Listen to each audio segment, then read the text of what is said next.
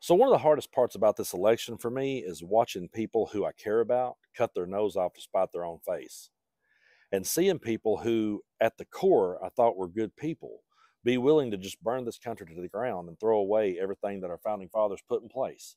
It's been truly disheartening. But I know there are still people that tunes into me every day that disagrees with everything that comes out of my mouth. And I know they may find this hard to believe, but at the end of the day, I still care about them because they're people that I grew up around. They're people that I struggled with. It's just that when Donald Trump waved all of the carrots in front of my face, I didn't continue to chase it. When Donald Trump waved all the distractions in front of my face and told me to hate certain groups of people, I didn't roll with it. And I've always been sitting back on the fence saying to people in my part of the world, did you ever stop to think maybe this guy's just saying these things to get your vote, that he doesn't actually give a damn about you? And I sit here and played clips of him saying, I don't care about you, I just want your vote. And they still rolled with it. They still went right along with it. But I thought long and hard about this whole election. And I thought long and hard about how that, okay, they won. They got the presidency, they got the Supreme Court, they got the Senate, they got the House, they got it all. So now go for it. Now go for it. And as they go for it, and as everything burns down around them, it's going to have to affect them and hit them before they're going to realize it. And even then, they may still not realize it. They may still find a way to blame it on Democrats and blame it on Joe Biden because they have bought into everything that Donald Trump has ever told them. But I think back to a story that a friend of mine told me. I've never forgot this story. And it's a great analogy for what we're going through right now in this country. He said that back when he was growing up, his mom had different boyfriends. But he said that his mom had this one boyfriend who at first he really liked.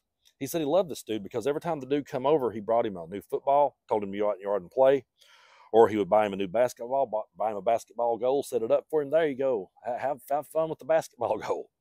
Buy him video games. Here, go play this. He said, I love that dude. He said, I thought he was the greatest dude ever. He said, until one day I realized the only reason why that he had bought me any of these things was so he could distract me while that he fucked my mom. And that's exactly what Donald Trump did to Appalachia, where I'm from. That's exactly what he did. He waved stuff in front of people's faces and fucked their mothers. That's exactly what he did. And it's been so hard to sit back and watch that and say, hey, you know, when he comes out here and starts screaming about immigrants coming across the border and taking your jobs, could you just be realistic for a minute, especially people from where I'm from? Those tobacco fields that are down the road from me, there is not a white guy in town. There's not a white kid in town that graduates high school and wants to go do that. They cannot pay people in our part of the world enough to do that. So to say they're taking our jobs, it's ridiculous. But he waves all this stuff in your face, pushes all this fear and all this propaganda and paints the left as the biggest demons ever. And everybody just rolls with it. Everybody rolls with the distractions. Meanwhile, he's brick by brick taking apart everything that our country was ever founded on. And all we can do now at this point in the game is just sit back and watch. And that's what's so disheartening. And I think back to something that my dad told me years ago. My dad never interjected to tell me that I was screwing up or to tell me that I was making mistakes. My dad did not criticize me. All my dad did was listen to me when I crashed and burned. He was always there to listen to me whenever I crashed and burned. He never passed judgment on me. He never sat and said anything. And I asked him one day, like, why would you never do that? He said, well, because you have to learn for yourself. There's certain things I can't teach you. There's certain things you just had to learn on your own. And you had to learn it the hard way. And trust me, I went about learning it the hardest way possible. I don't think anyone ever went about learning it the hard way like Brando did. I've hit rock bottom so many times. I'm familiar with it. It's like, oh, I've been here before. So that's nothing. But I look at the people in my part of the world this way now. I'm just looking at them like my dad did. Like, well, all right, let's just sit back and watch you learn the hard way. But it sucks. It sucks sitting back watching them learn the hard way because a lot of innocent people are going to pay for it. A lot of people that didn't ask for this are going to pay for it. And they're going to pay for it and not realize why. They'll be distracted with whatever laptop comes up next that they're told to look at, whatever boogeyman they're told, be afraid of a laptop, be afraid of a drag queen, be afraid of, whatever. They'll cook up something new. They'll keep dangling those video games in front of them so they can continue to fuck their moms. They will. But that's been the hardest part for me, is sitting back and watching people cut their nose off to spite their face, be willing to burn it all to the ground, and then you just have to sit back and go, well, now we just got to watch them learn.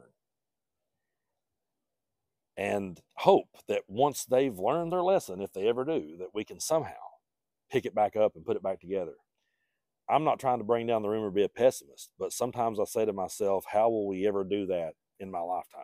How will we ever even see that? Is that even possible at this point? Can we ever put the toothpaste back in the tube? To tell you the truth, I don't know. I look down at my 6-year-old son and my 3-year-old grandson. Yeah, I've got grandkids and kids that close together. Told you I've had a rough life. But anyway, I love them all. But I look at them and I say to myself, what world are they going to grow up in? And so I sit down in these chairs every day, and hopefully these platforms will still be around so they can see where their granddaddy and their dad stood on these issues. That's all I know to do at this point. It's like just let it be known that this is where I stood. Let it be known that this is the side of history that I was on, while the rest of the people learned the hard way. And it sucks that we're here and that we have to sit back and watch them learn. All we can do is stick together.